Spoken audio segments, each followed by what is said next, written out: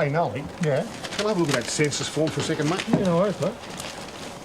Remember, question 19. What? Jedi.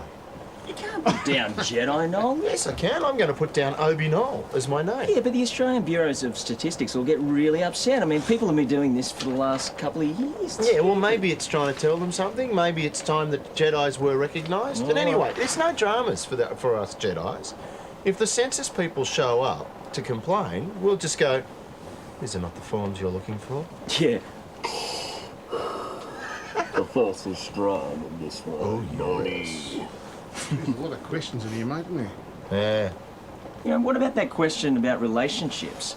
Apparently, you know, a lot of gays have been saying that they're actually going to write down, yeah, this is my partner, instead of, you know, putting down it's just my flatmate. Yeah, I think it's great. Good on them. Yeah.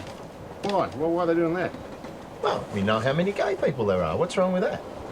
Well, how do you know the gay people want the world to know they're gay people? Well, if they put it in the census form, obviously they do. Yeah.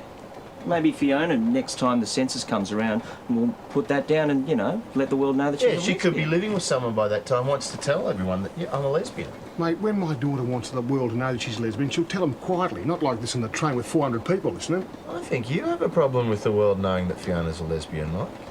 I find his lack of faith disturbing, Noel. Thanks, mate. He's been taken by the dark side.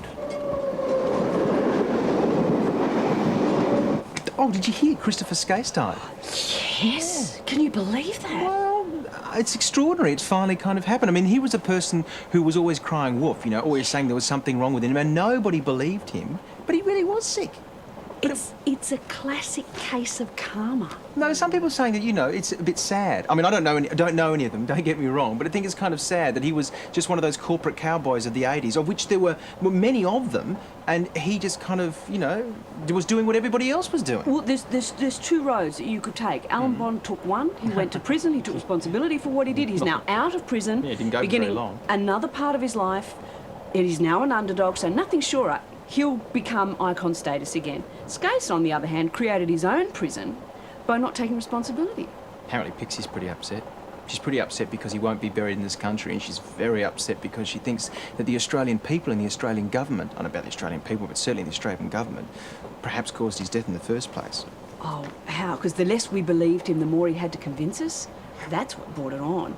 And the question that begs my mind at the moment is, the first thing I thought was, is Pixie now responsible for the millions and millions and millions of dollars? So you're saying the chase is still on? Well, is it just a chase for a different Skase?